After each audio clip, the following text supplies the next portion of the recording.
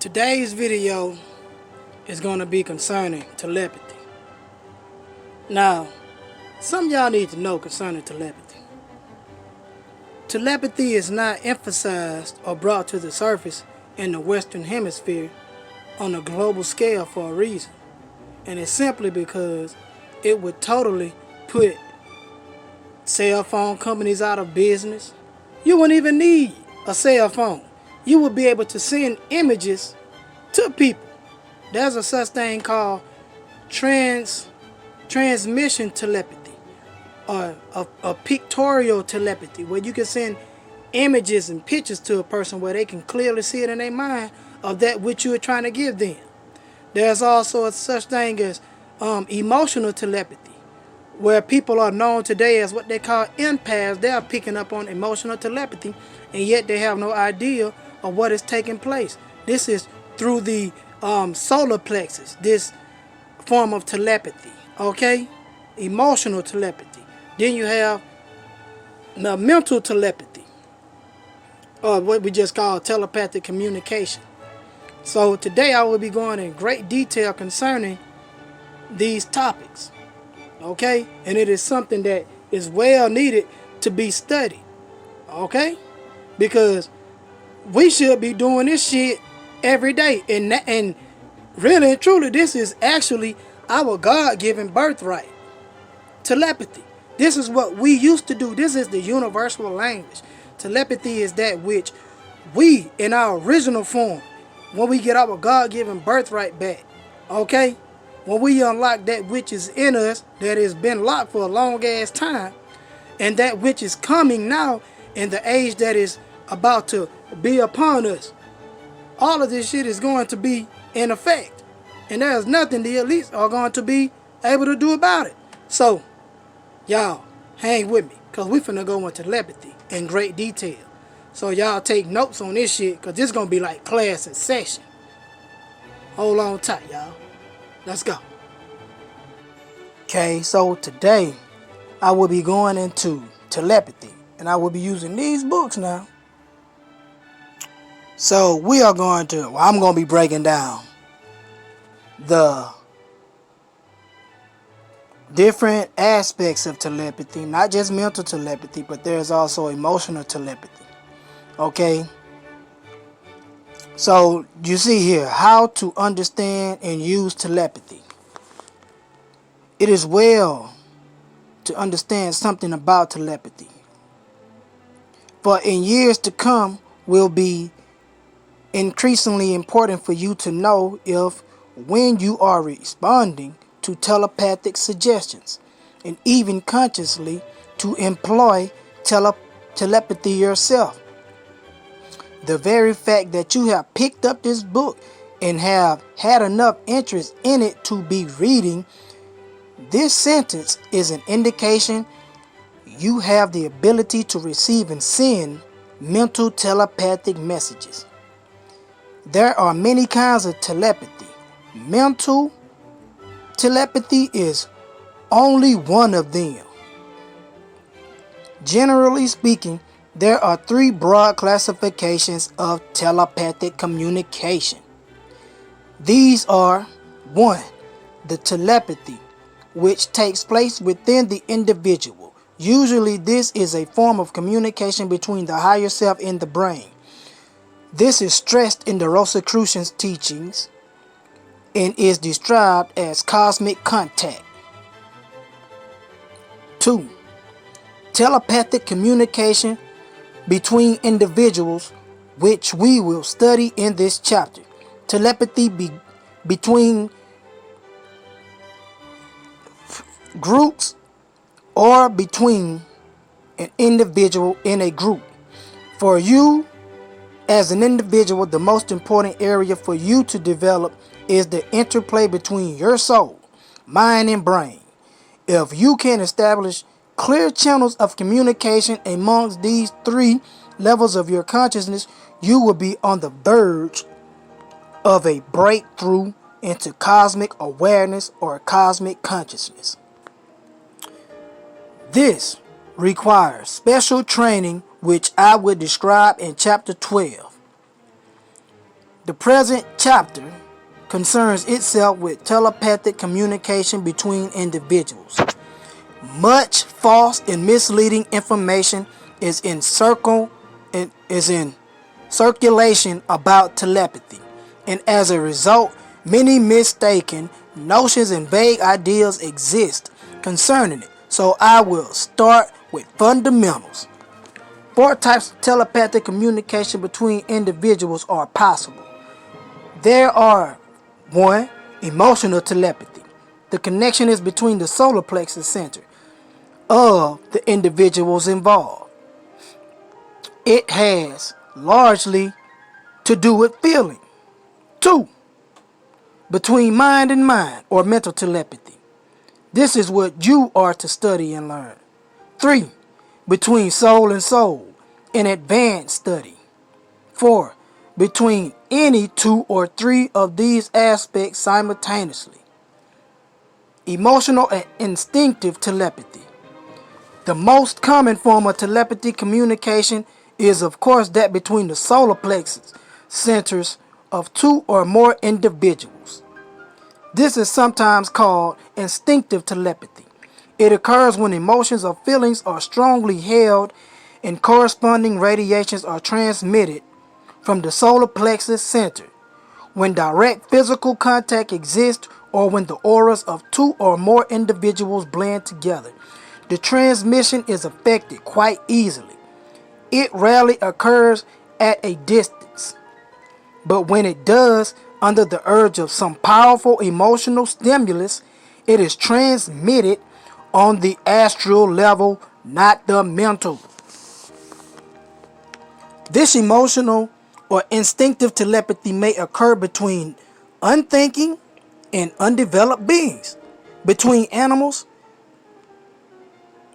between humans and animals, and in some cases between animals, in addition to the interplay between average humans.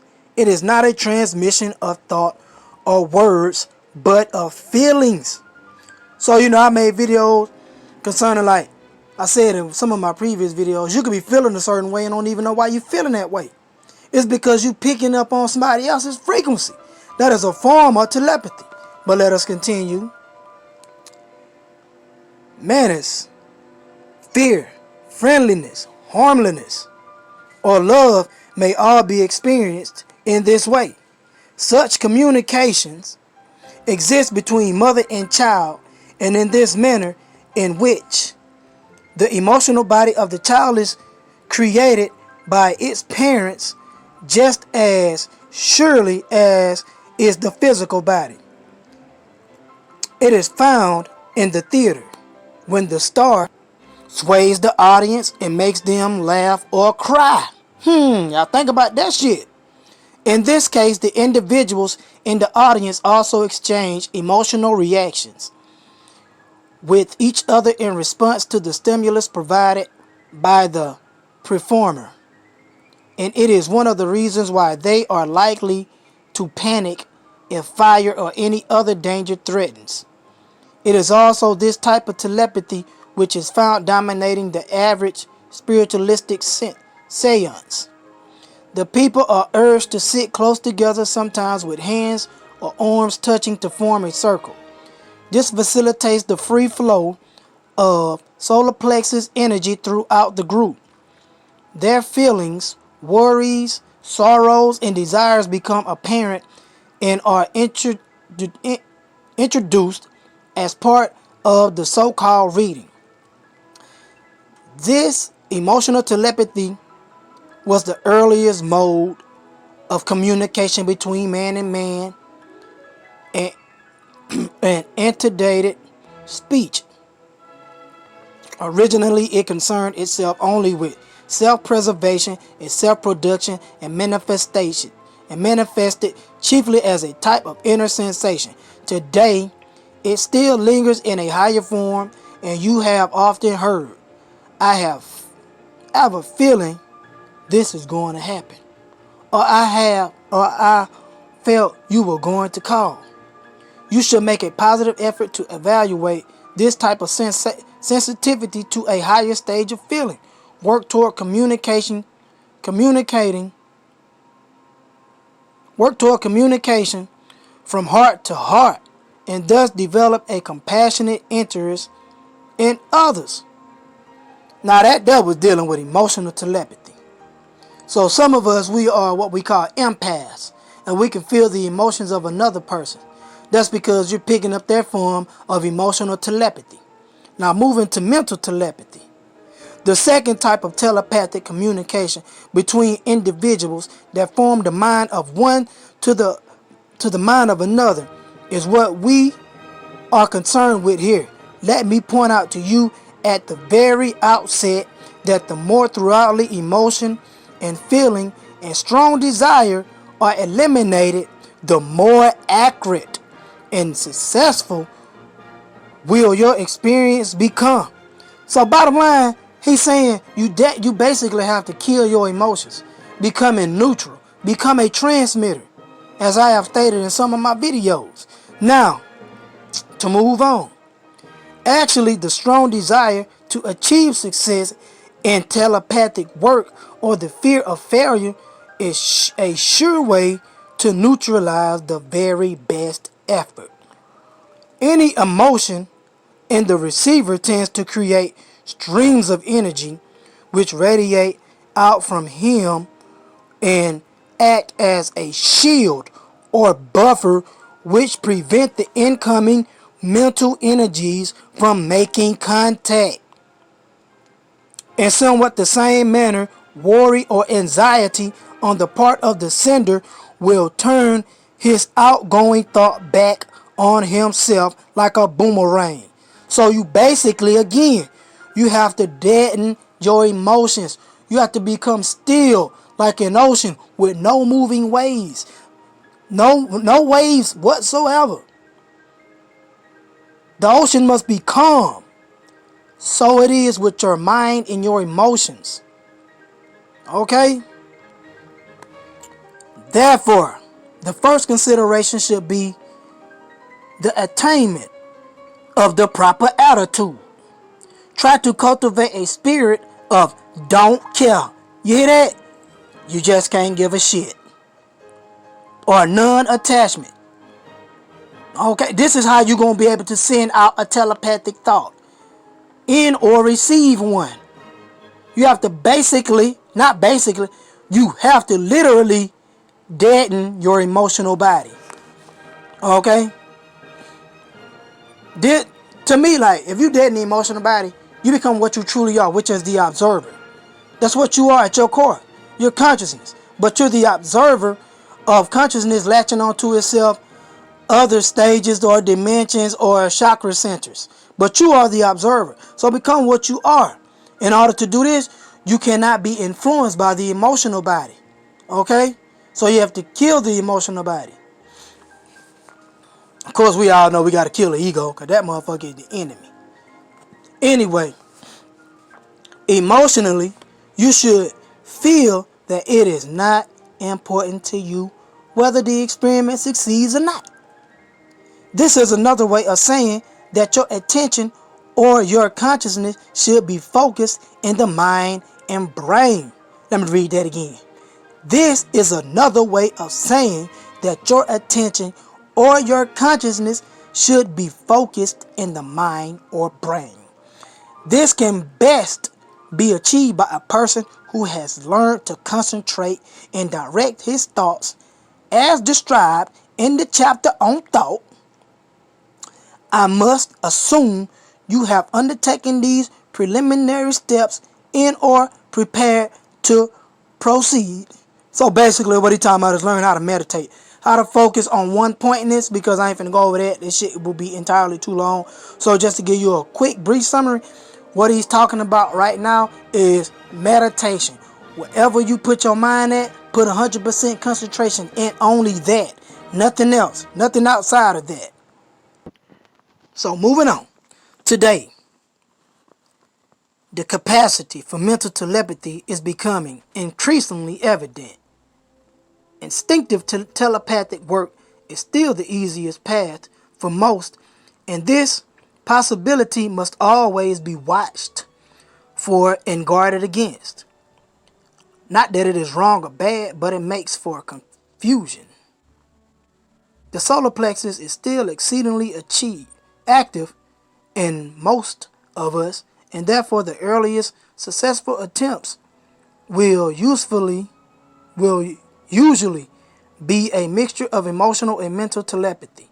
Frequently, the sender will project a message quite properly through the throat chakra or the throat center, but the recipient with an active solar plexus will get it two ways. This results in an emotional interpretation of the message not intended, and not in the sender's mind, but solely in the aura of the recipient. This is what we call thought forms. Like you can send a thought form. Okay.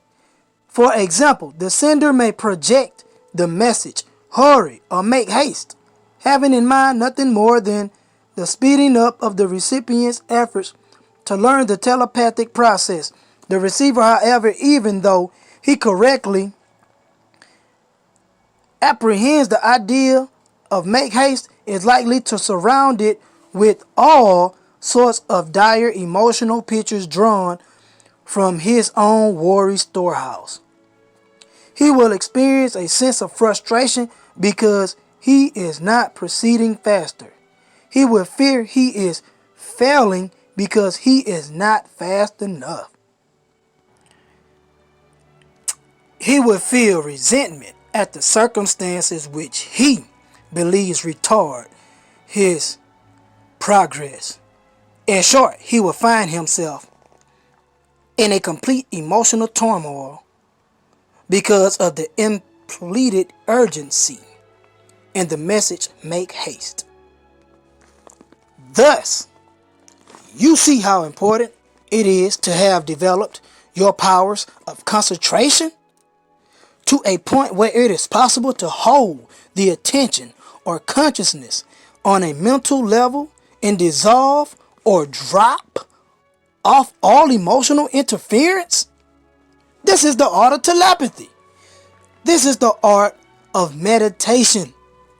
To have fruitfully results, the head center of both sender and receiver must be consciously, deliberately employed. Likewise, both parties must be relaxed and ready. If one party is under an emotional strain, he is very likely not to be properly responsive, although he may have the best intentions. Or again, if one or the other is occupied with the mental problem of his own, he may be encased in a wall of mental problem of his own. He may be encased in a wall of thought forms, which will effectively prevent any message from either getting out or coming in. There are many problems, as you can well realize, and the cultivation of a form of detachment is essential to success. However, let us assume that we are successful in this and proceed to the next step. It has been said that a good telepathic interrelation will grow through the medium of a constant attitude of reflective thought and in a steadfast love for each other.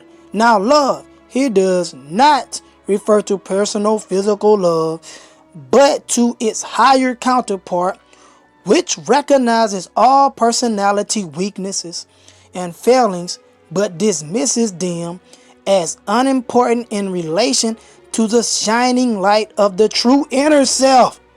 Man, y'all ain't hearing this shit. Y'all is not hearing this shit.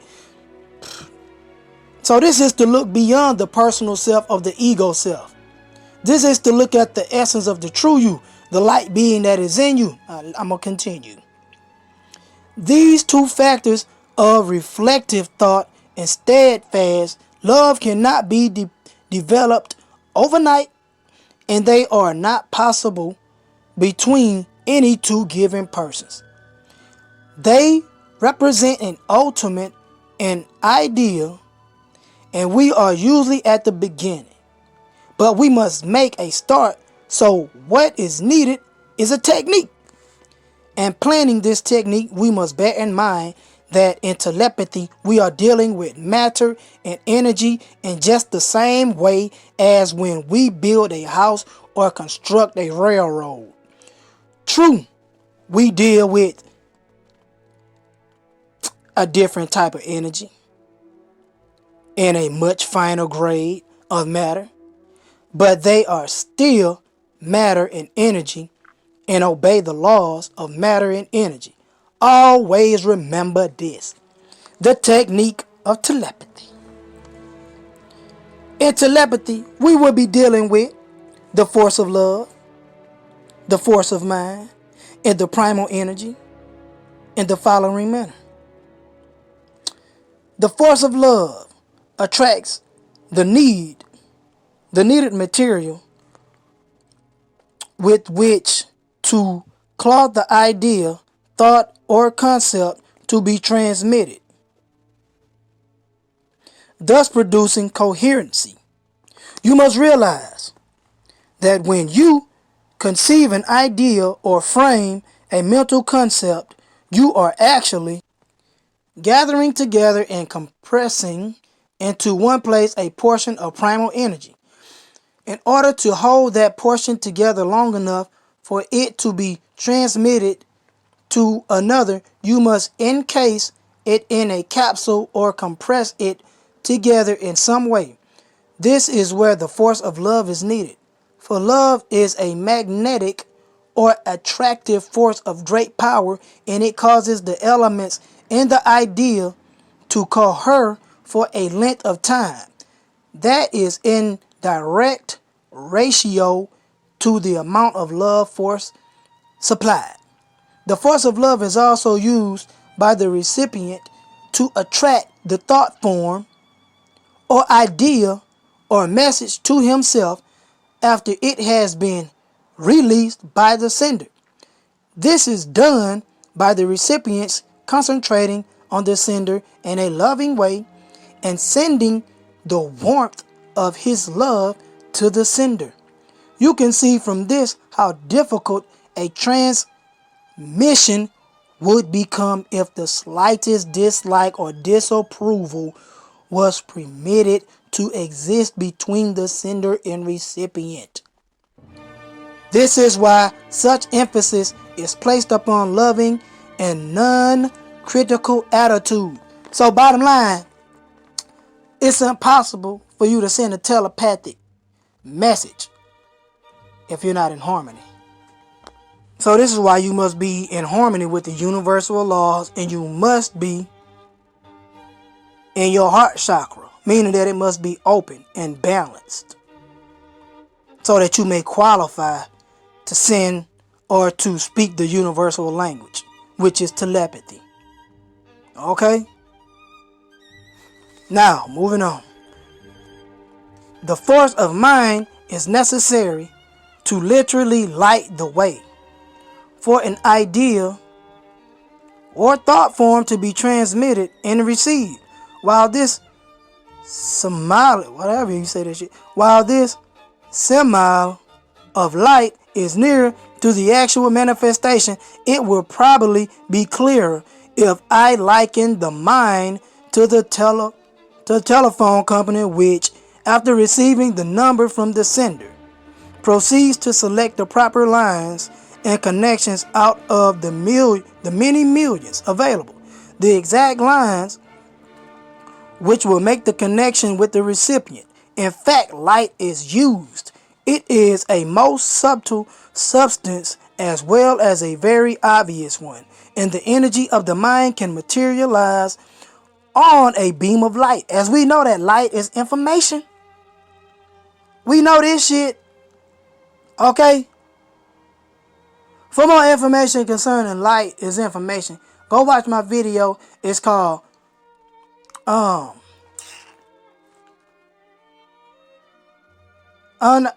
is the name of that video? I got a video on the Kundalini.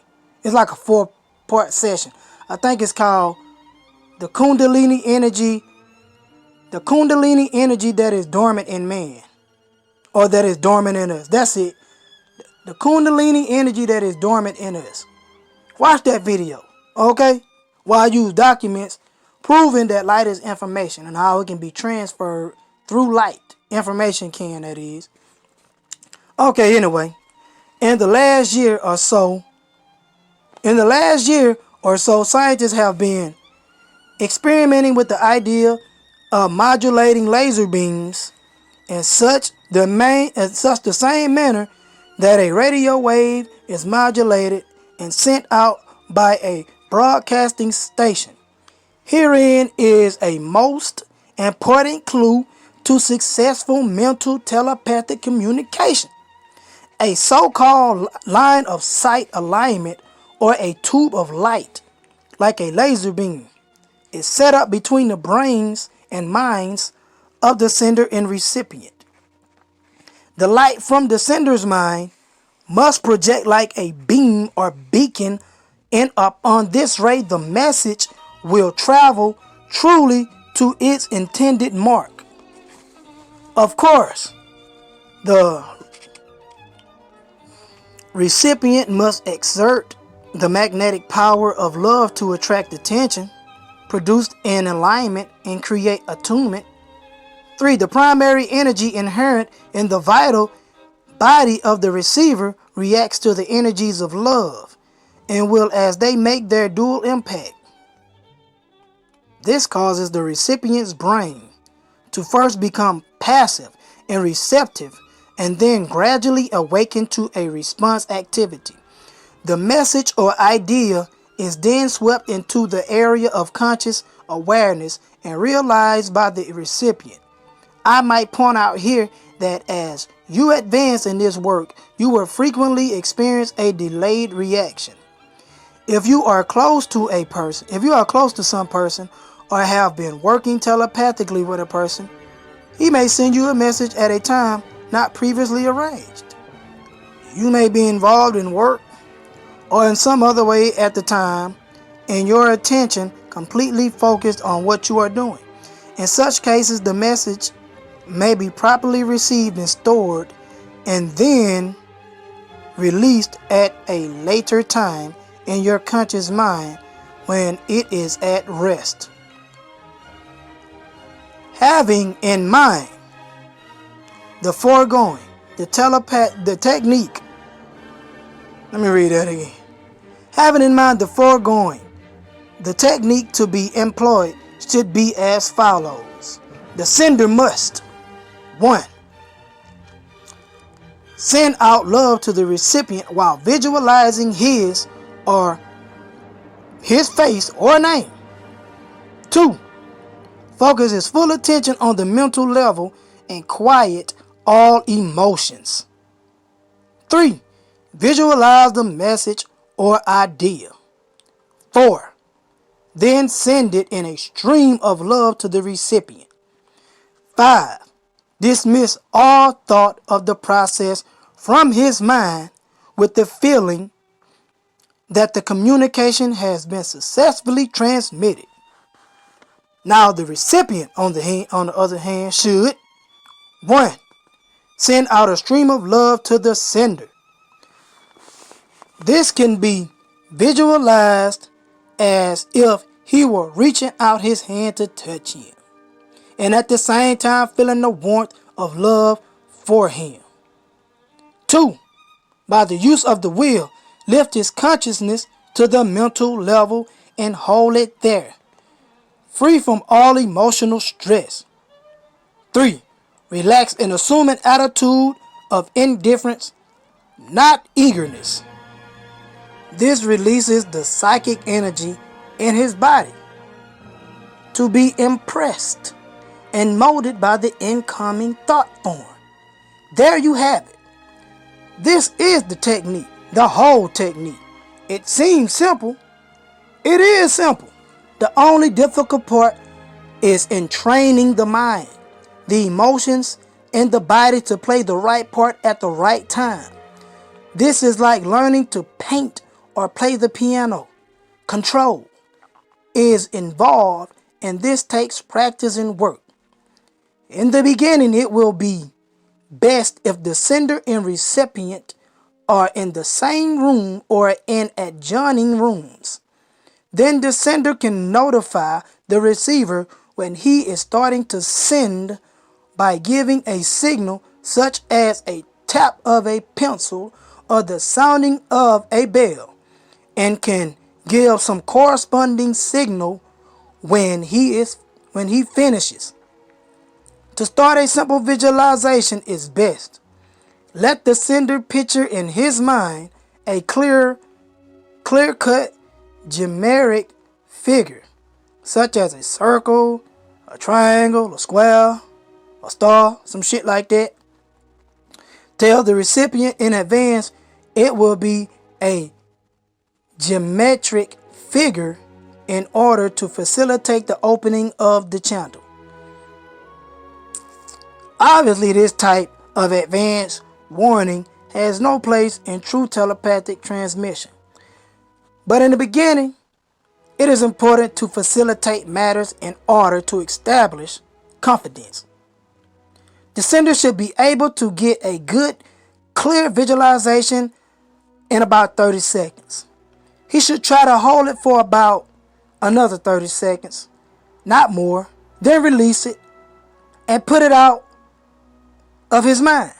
Sometimes it helps to draw these symbols on pieces of paper, one symbol to one sheet, then hold that one sheet only before the eye of the sender to help him see it clearly in his mind's eye.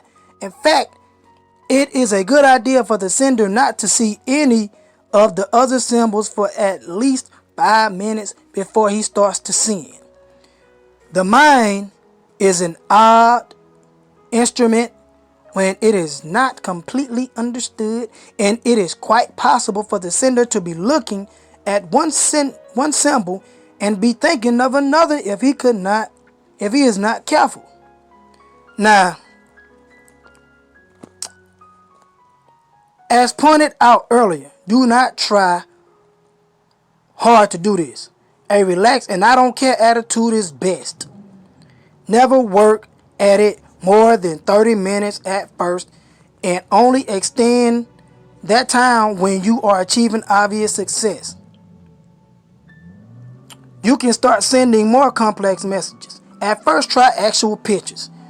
Have the sender look at a picture in a magazine and advertisement, for example. And after all has been projected, ask the receiver to A. describe the picture, or B. tell what colors were in it, or C. what objects can be discerned. As you realize, this is quite a sophisticated transmission and requires both skill and a good degree of attunement.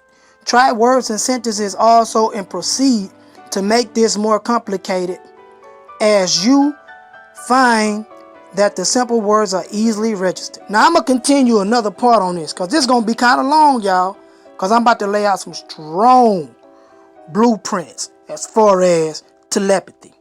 So stay tuned. Alright, continuing where I left off, this will be part 2. Alright.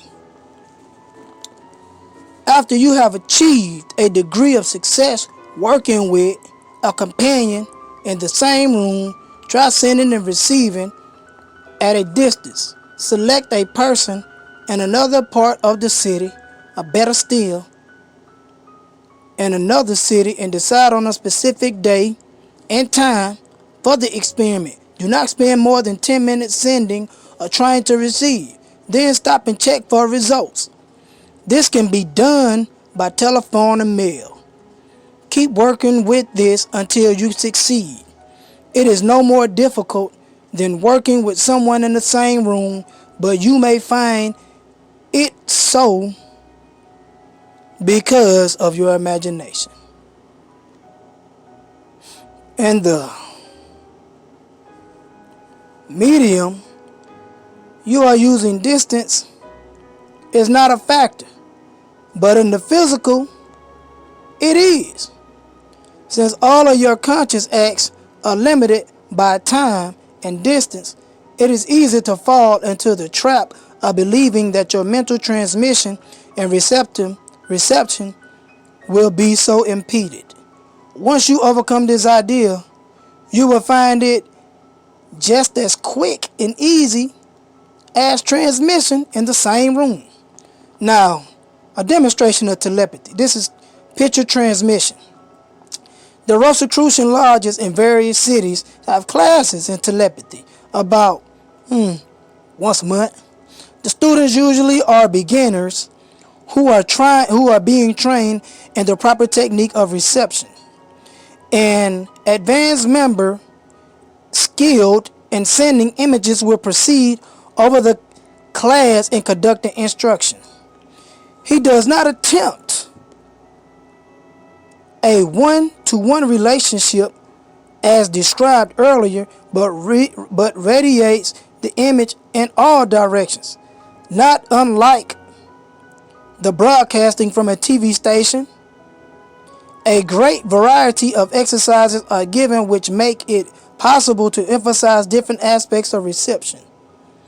Let me describe one of these sessions. The sender, in this case, a woman, a practicing psychologist, presided over the class and acted as sender. She stood on a platform which was raised about a foot above floor level, and the students, about 60 of them, sat in chairs facing her. Before her were a lectern, and on it, seen only by her, was a picture in full color, an advertisement which she had clipped from a current magazine. Mountains, sharp cascades of rocks dominated the picture, with green trees partway up their slopes and a blue lake at their feet. When all the students were comfortably seated, the teacher opened the class. She began with a short lecture on the principle and laws involved, explaining that she would gaze intentionally at a picture and register each detail of that picture in her mind. Then she would emphasize with love the reflection of the picture in her consciousness, and by the power of her will, radiate it outward. She said, "I will concentrate on this picture for 3 minutes until I am sure I have included all its details in the image I am about to create. Then for the next 3 minutes, I will send the picture to you, to all of you, in order to put you in a receptive mood and raise your vibrations from the nagging physical and emotional turbulence which you have brought along with you from your busy day. We will first intune the vowel sound Om 3 times on the note of D natural above C, above middle C. We're just going to do it 3 times. Om. Om. Okay, anyway. Now sit comfortably and relaxed. And when the intonation is completed, I will proceed immediately to the experiment. The note of D was struck on the piano, and all present sang out the Om in full voice. To a person not acquainted with the procedure, it probably sounded like a mixed group of poorly trained voices at choir practice, but the effect was different. As the last lingering sound of the third intonation died away, a quiet and peace settled over the group, and a slight charging of the atmosphere in the room became noticeable. In this electric silence, the experiment started. For 6 minutes, all was still. Not one coughed, no one moved. Each student was relaxed, but intensely aware. Finally, the sender looked up, smiled, and said, "Who got anything?" Immediately, hands went up all over the room. To the newest and least experienced were the first as usual. One said, I saw mountains. And when the instructress smiled and nodded assent, he was encouraged and added, blue mountains. No, they were not all blue, he was told, but there is blue in the picture. I know, said another. There is blue sky beyond the mountains, and the water in the foreground reflects the blue as well. Good, said the teacher. That is a very clear pick up. Now, someone else. And so it went all over the room, some adding details correctly, some mentioning items that were not in the picture at all. An example of how errors crept in came when one young man said, I saw a frosted glass full of reddish brown liquid with the name Coca-Cola across it. The teacher said, no, that is not in the picture. But almost simultaneously, a young man nearby, another student said, oh, I guess that is my fault. My mind was wandering and being thirsty. I thought how good a long, cool drink would be. I guess I must have accompanied the wise with a picture of what I had in mind. Obviously you did, said the instructress dryly. Anyone else? Before long, not more than 15 minutes, the entire picture was described in all its details, as far as could be observed. No one student saw the picture in entirety, but the group together certainly did. The colors in the tree, the green of the trees, the slate gray of the rocks, the two peaks jolting skyward, and the blue of the sky above and the lake below were seen by many. Anyway, y'all get the point on that shit. Okay? This is group meditation as far as telepathy goes. And it is known as picture transmission. As far as like sending images to a person telepathically. So, this could be what the hieroglyphs are.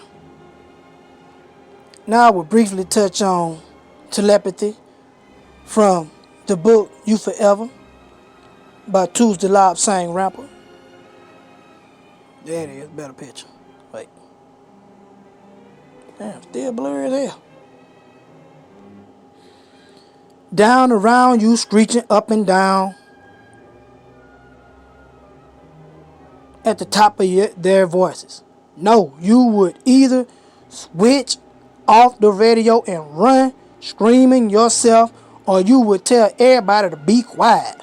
From figure 9, you will see that there are different receptor areas of the brain. The area which corresponds roughly to the halo picks up telepathic waves. We will deal with the other waves later. First, we are dealing with telepathy. When we are tranquil, we can pick up all sorts of impressions. They are merely the radio waves of other people coming in and being absorbed by our own receptive brains. You will agree that most people have hunches. Most people at the same time or other have had a most strange impression that something was going to happen, or that they should take some specific course of action. People who know better call it a hunch. Actually, it is merely unconscious or subconscious telepathy. That is, the person with the hunch was picking up a telepathic message sent out consciously or unconsciously by another person. Now, we just read that shit in Wisdom of the Mystic Masters by Joseph J. Weed. So, all telepathy, regardless of where it is a universal language, is a universal method. The method does not change. So it is pointless for me to even go into Magic and Mysteries of Tibet, the book that I mentioned that I will go into, because they will all be repeating themselves. So if you have not understood the function of telepathy, the art of telepathy, the way that it is orchestrated, revisit the video again and again. But I'm going to go ahead and finish this out. Initiation. No, intuition. Sorry about that. It's the same type of thing. It is stated that women possess more intuition than men. The female brain is said to be smaller than that of the male, but of course, that does not matter in the slightest. A little rubbish has been written about the size of brains affecting the size of intelligence. On the same basis, we suppose an elephant should be a genius compared to human standards. The female brain can resonate in harmony with incoming messages, and again, in radio terms, the female brain is a radio set which can be turned into a station more easily than can the male brain. It is a matter of simplicity if you prefer that explanation. Do you remember the old radio set that your father or your grandfather had? There were knobs and dials all over the place, and it was almost a feat of engineering to tune and to tune in the local station. One had to turn up voltage. One had to tune in with a pair of slow motion knobs. Often one had to move coils as well. And then there was the volume control. Your grandfather would tell you all about the first radios. Now one gets hold of a pocket radio, switches it on, moves a knob perhaps with one finger. Anyway, fuck that shit. Let's get to the point. Turning the page. Tell yourself for a day or two, wait a minute, now you will want to know how you can do telepathy. For you can do it with practice and with faith. But no matter how much practice, no matter how much faith, you will not do it unless you have our old friend inner composure. That means inner peace. The best way to practice is tell yourself a day or two that on such and such a day, at such and such a time,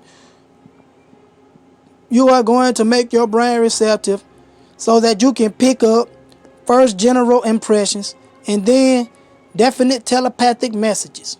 Keep repeating to yourself, keep affirming to yourself that you are going to succeed in this. On the predetermined day, preferably in the evening, retire to a private room. Make sure that the lights are low and the temperature is just comfortable for you. Then recline in the position which you have.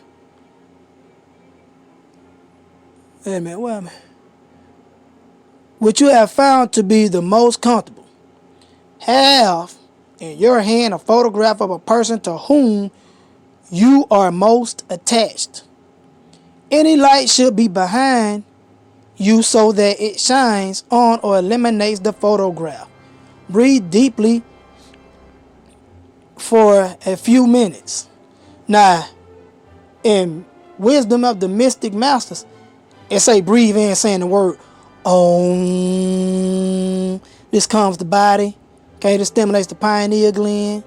This is a form of meditation. Alright. So, breathe deeply for a few minutes and then clear your mind with all extraneous thoughts. Think of the person whose photograph is in your hand. Look at the photograph. Visualize the person standing in front of you. What would this person say to you? What would you reply? Frame your thoughts. You can, if you like, say, speak to me, then wait for a reply. If you are composed, if you have faith, you will get some stirring inside your brain. First, you will be inclined to put it down to imagination. But it is not imagination, but reality. If you dismissed it as idle imagination, you would dismiss telepathy. The easiest way of acquiring telepathic ability is to work with a person whom you know very well and with whom you are on the most intimate terms of relationship or friendship. Both of you should discuss what you are going to do. You should both agree that on such and such date, at such and such time, you will get in touch with each other telepathically. Both of you should retire to rooms. It should not matter how far apart. It can even be a continent apart, for distance is no object. But you must make sure that you make allowance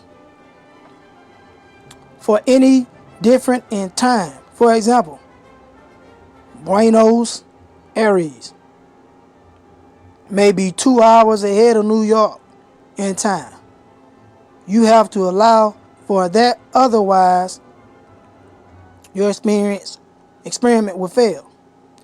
You also have to agree who is going to transmit and who is going to receive. You can do it easily if you synchronize your watches and go by Greenwich Mean Time, which will obviate any possibility of confusion. One can obtain Greenwich Mean Time almost anywhere, and if you would decide to transmit first and then after 10 minutes, neither more nor less, but a definite fixed interval of times, you will not necessarily succeed. But practice makes perfect. Remember that a baby cannot walk at the first attempt. The baby had to practice and fall down and crawl. You will not succeed necessarily at the first attempt at telepathy, but again, practice makes perfect. When you can send a telepathic message to a friend or receive one, then you are well on your way to getting the thoughts of others. But you can only get their thoughts provided that you have no evil intent towards them. Again, in the book that we just read, Wisdom of the Mystic Masters, it said in order to receive or send out a thought, you have to be on a love frequency. You have to be sending love to that person through your heart chakra. Shit, this is just common sense. Alright? So, let me read that again. You can never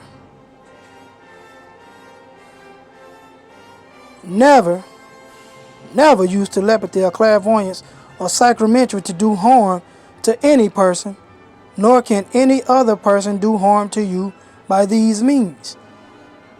It has often been stated that if an evil person were telepathic or clairvoyant, he or she should be able to blackmail people who made some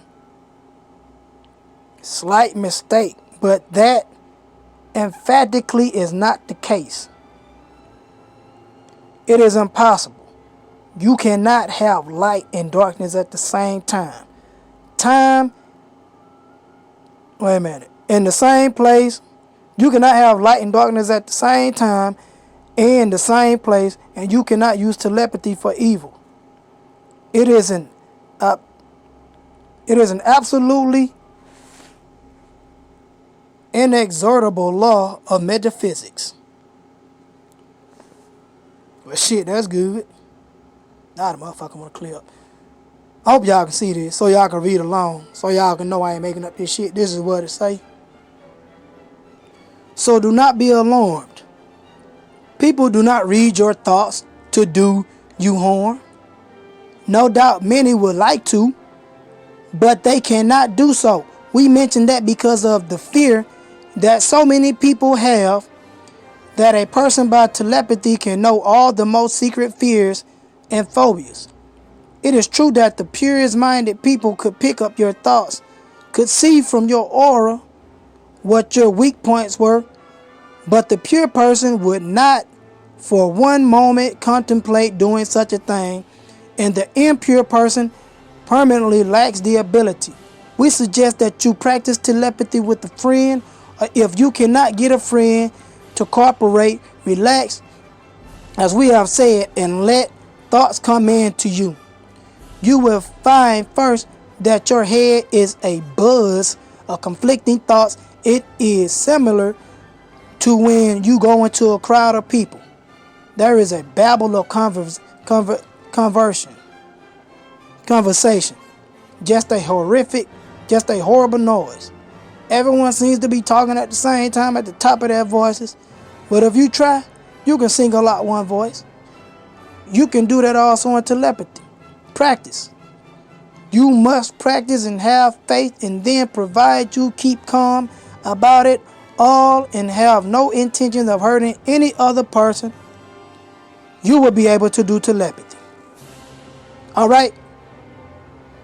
So I'm going to end this video right here, because I can go into some more shit, but it's going to be too long. So as long as I got my point out, and I got my point out, so that all will be understood concerning telepathy. So until then, y'all rewatch this video. Peace. Okay, wait a minute. I got time. I'm going to go in. I'm going to go ahead and I'm going to do magic and mysteries on Tibet. So we're going to go into telepathy for a little bit longer. Okay? Now here we go to page 230. I'm going to read that which is underlined. Okay? So we're going to get straight to the point. So, mystic teachers declare that mastery in telepathy requires a perfect command over the mind in order to produce at will the powerful one-pointedness of thought on which the phenomenon depends. The part of conscious receiver always ready to vibrate at the subtle shock of the telepathic waves is considered almost as difficult as that of the sender. To begin with, the intended receiver must have been tuned with him from whom he especially expects messages. Now let me say something. This telepathy, if you had telepathy and you know how to use telepathy and do telepathy, you wouldn't even need a cell phone. You wouldn't even have to go through the radiations from the cell phones, period. Okay, this shit would probably put cell phone companies out of business. This is why we should be practicing such an art. Okay? Moving on. Now, volitional, perfect concentration of mind on one single object until every other object vanishes from the field of consciousness is the basis of the Lamanist spiritual training. And this training also includes psychic exercises that aim at developing the power of detecting the various currents of energy that are crossing each other in every direction. So some affirm that telepathy, as well as tumo and other kindred accomplishments, is a natural byproduct of the spiritual training and consequently need not be studied separately. This also explains the power with which all great Gomekins and Dugdekins be credited of communicating with their disciples, whatever may be the distance that separates them. Okay? So we're going to keep it pushing. I'm just reading that which is underlined, so y'all can read the rest of it if you want to. I'm just getting to the point. This video is strictly dealing with telepathy, okay? As for those who cultivate telepathy, the main lines of the training may be sketched as follows. First, it is necessary to go through all the practices devised to produce the trance of one-pointedness, the concentration of thought on one single object and complete oblivion of all other things. The the complementary practice which consists in emptying the mind from all cogitations, establishing it complete silence and blankness must also be mastered. So you got to silent the mind, complete silence. Then comes the analysis and discrimination of the various influences which cause sudden, apparently inexplicable psychic or even physical sensations or moods of the mind, such as abrupt feelings of joy, of melancholy, or of fear, and also sudden memories of persons, things, or events apparently unconnected with anything going on around one. When the pupil has exercised alone for a time, he may sit in meditation with his master in a silent and darkened room, the thoughts of both being concentrated on the same object. Man, it's the same shit it was saying the last time on the other books. I told y'all it's the same shit. Okay? At the end of a given period, the student tells his teacher of the phases of his meditation, and these are compared with those of the master. Concordances and discrepancies are noted. So, bottom line, all forms of telepathy given by all of the mystical teachers, it's the same shit. Okay, just described in a different way, but it's saying the exact same thing. So I'm going to end this video this time. Until then, y'all practice meditation and telepathy. Peace.